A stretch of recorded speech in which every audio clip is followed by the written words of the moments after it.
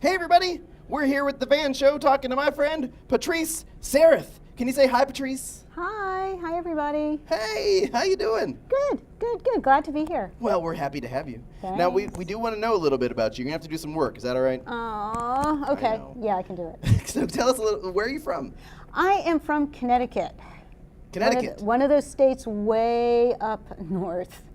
And do you love it there? I didn't love it enough to stay. Oh, where are you now? Well, I'm here in Austin.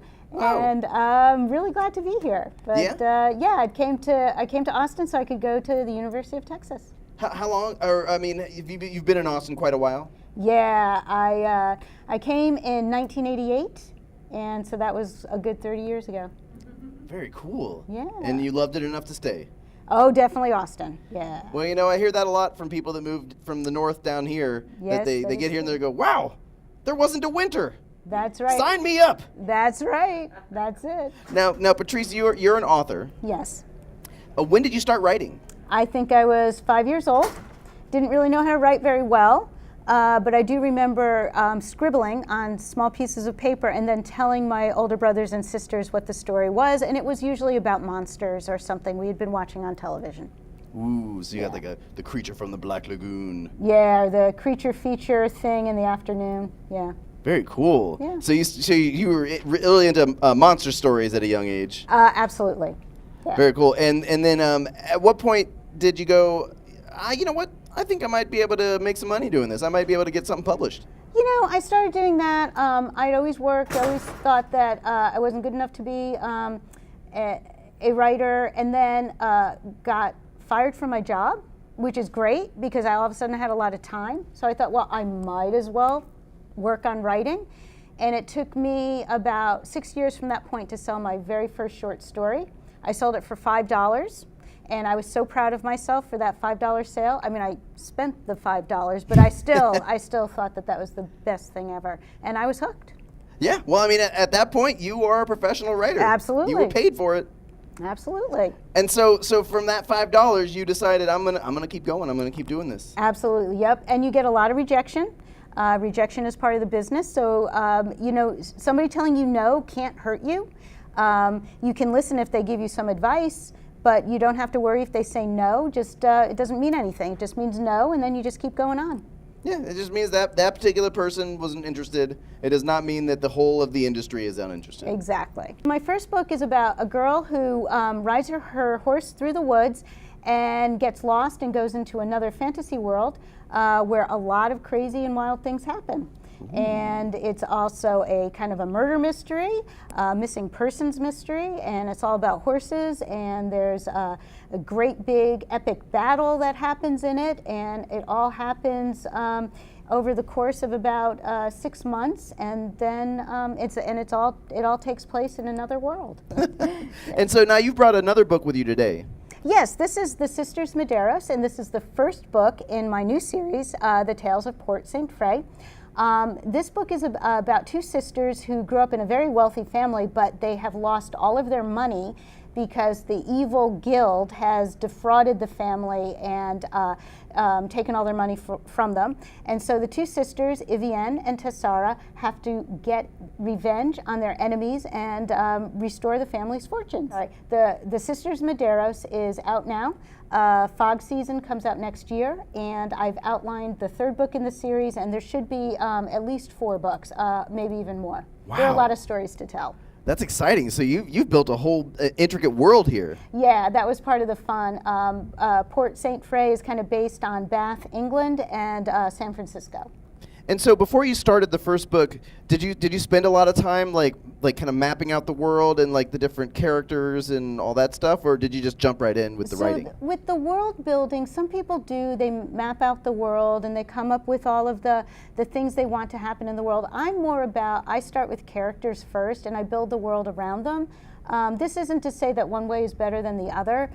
Some people are more thorough one way and some people like doing it the other. I like to write about characters and how they interact with the world. So I choose to write about the characters, come up with their personalities and the problems that they have to solve, and then I create the world around them. I do have a day job, and it's something I'm very proud of. It's something that I work very hard at.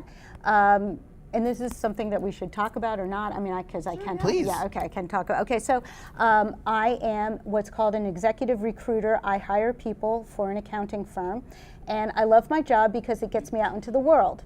Writers live in their heads all the time.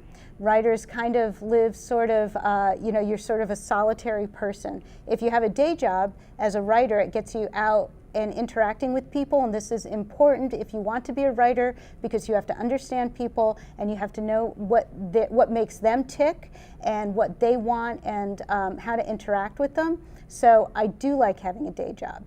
It is also great to be able to turn the day job off and go home at the end of the day and go, okay, now I can write about a sword fight, or I can write about a heist, or I can write about a character who does magic. So I feel like I have the best of both worlds. Do you ever maybe like, at your day job, have a disagreement with somebody, and then you go home and you write about sword fighting them? I don't do that, but let me tell you what I do. Okay. When I see people at the grocery store or in my day job, I often amuse myself by wondering, what would they be like if that person was a Viking, right? Or what would it be like if that person were, a magician? And how would they be because really humans are humans, and we've been this way for thousands of years, and wouldn't it be fun to kind of imagine the lady at the checkout counter being like a witch or something? Not in a bad way, but just somebody who was more powerful than just going to pick up her sparkling water and her avocados or whatever. So I always think that, I always imagine hidden secrets and hidden stories behind the people out in the world. That's great. And I bet that's a good way to not really get angry at people when they do something annoying. You're like, well, instead of being mad at you, I'm going to make you a Viking. There you go, exactly. And then laugh at your furry underwear. Or be like, if this person were a Viking, I would not want to mess with that person. That's so true. Let me just walk away. Yeah. Yeah. Things that happened? Yes, and I'm trying to think of specific examples because I know that they've happened. I can't remember exactly what it was. I know. It was a story I was writing about a female soldier in Afghanistan, and I sent her back to Afghanistan knowing that she was pregnant, but actually you can't deploy.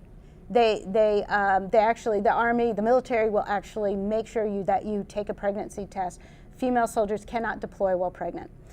They certainly may get pregnant while they're there, so I was like, oh, well, I just need to change that. So it was an interesting insight, and it taught me one thing, which is doing research on the fly is not necessarily the best way to do research, but it was also kind of cool. It's like, oh, well, that makes total sense. I did not know that. And then it made the story better, right? Knowing that one little detail. Thank you so much for coming on the show. Thanks so much for having me. This was great fun. Absolutely. And we're so excited that apparently we're your first puppet interview. Is that right? Yes. I think that the next time I will be better prepared to be interviewed by a puppet, but this is awesome. You were fantastic. What are you talking about? Thank you. Now we've got one last thing to do before we go. Okay. We're going to look at the camera together and say goodbye. Okay. All right, I'm going to snuggle up. All right, let's do it. And I'm going to count to 3. Okay, ready? Got it.